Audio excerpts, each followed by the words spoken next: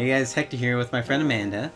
And so for Halloween, we dressed up as some Battle Royale characters and we bought these exploding neck collars from eBay.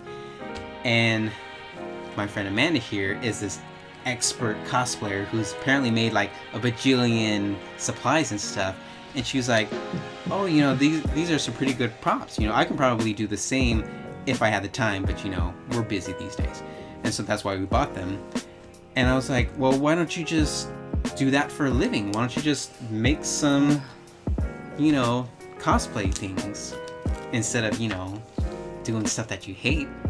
And what did you tell me? Okay.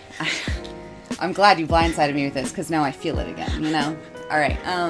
So yeah, I've been cosplaying for a very long time. I'd say about 15, 16 years.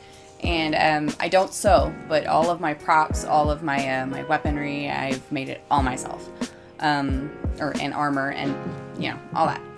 That's what I'm good at. So things like this, like now that I see this, I could easily have made this, but I really still enjoy the opportunity to have bought it because I kind of always wanted it since I was a kid. Anyway, so I used to be able to do commissions. I was going to school and I worked part-time at an after-school program, but I still had to pay rent and everything. But commissions, I could do 1 or 2 a month and get about $500, and that's lowballing it. I used to be able to do really well, and then once you already have the supplies, like I had drawers and separators, I had everything. And what happened was 3D printers started coming around. And so when 3D printers started coming around, at first it was only kind of like the really popular cosplayers that really got their hands on it and were able to work with it, because you do need to know how to make the actual 3D model in order for it to be printed. So it's not just like they can upload a picture of the Master Sword and it prints it out. So I'm not trying to undermine the work that goes into a 3D printer, but the problem that I'm having is now there are cosplayers like me, and I'm not comparing myself to Kamui, but Kamui, she was the first cosplayer that comes to mind, her and Yaya Han, but I think Yaya probably got a 3D printer. But the whole point to Kamui was she had a very specific style in how she did all of her armor and her props, and you sort of got something done by her for the aesthetic of it. And something like this, especially now that people they're just crapping stuff out all the time. You can see them on Etsy. You can buy anything 3D printed, just about. Or if you find someone who makes them, you can message them. You can message the sellers, and you can be like, hey, can you make this? And they'll probably charge you for the 3D model. But in the end, it's going to look so much more flawless than anything you can make by hand.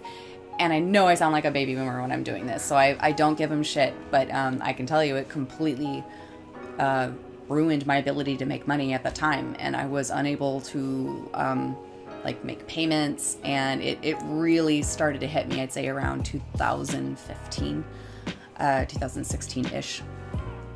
And around the time I started cosplaying, 2015, and then I just started buying stuff off of Amazon and junk. Exactly, but that's my point. I mean, Amazon maybe, they come from actual stores, but also because I remember when I first started cosplaying, people were starting to get on forums and stuff and saying like, where do you buy your cosplay stuff? Yeah. And I was like, I just get it from Amazon or whatever.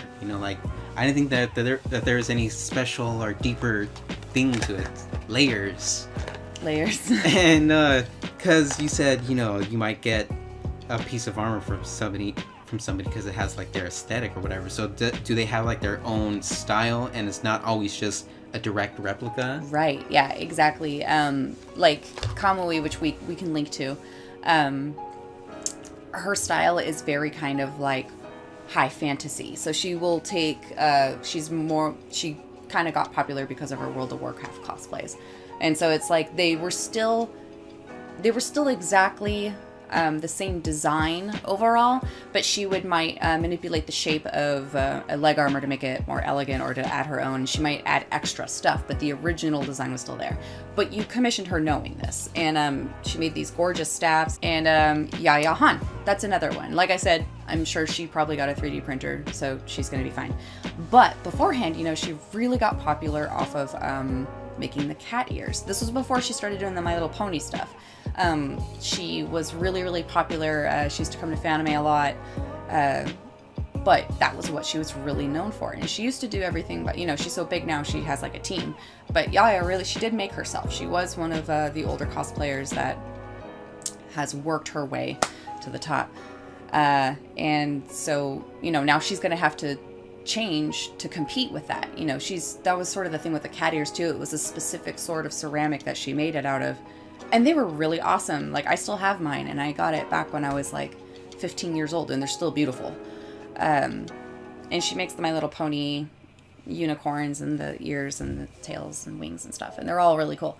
But either way, she's going to have to change completely because people are going to take her designs and they're going to make they can make a 3D print of it.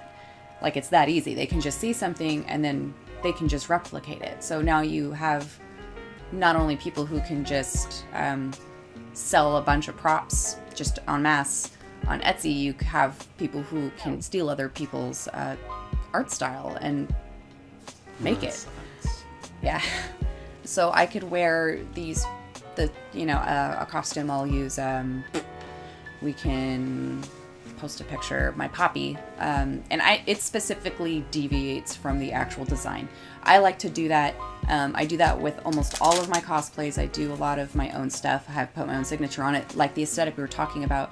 And I don't know why other cosplayers do it, but I initially started doing it so that people couldn't rip you apart for not being like 100%, because they will do that. But it kind of becomes your signature, and then you have someone else who does like maybe the same Poppy with the true design, which is fine. But say it's 3D printed, no matter what, it's just going to look so much cleaner, because they look beautiful. But so you think it's all cookie cutter then at that point, I feel like. Well, I'm still not fully sure if you're saying that you like the handmade stuff more than the 3D print, or which side are you on in terms of what do you think is the best quality? And you're right, I've been staying on the fence because I'm sure I don't want to disrespect people, artists who use 3D printing to cosplay. There's nothing wrong with it. I'm just explaining my feelings and how it's affected me. This is all your opinion, whatever. This is my opinion. This is my opinion! That's my opinion! I prefer the handmade stuff, and it's because there was so much work. There is so much work that goes into it, and it just feels so good when you really finish it, because for every one piece you see, there's maybe 5 other pieces that I failed on, and you know, some stuff just, you burn yourself, you know, you stay up all night, you don't eat or whatever. It's kind of part of the whole thing. And then, but the 3D printed ones, if you really want to go with sturdiness, durability, lasting, honestly, yeah, you're probably going to go with 3D printing. There are things like Warbler. Warbler is not indestructible. It is harder, but it does wear, and you do have to reheat stuff. And if you have to reheat something that has paint on it, you're gonna fuck up that paint. You're gonna have to redo the whole thing. You're just gonna have to sand it all down. So, like, and Warbler's just glue and like wood sawdust. So in the end, like 3D printing is gonna be able to withstand anything. Right, you can hit it against a wall. And that's another thing too, is you hit handmade stuff against a wall and it's a deal. It's an ordeal.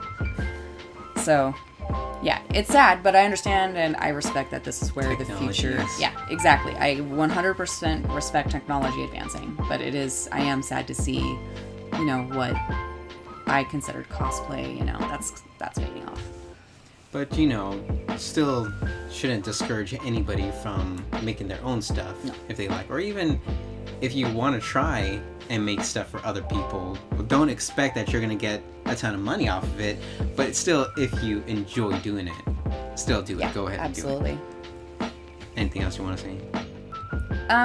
Any other comments? And then you can leave your comments too down below.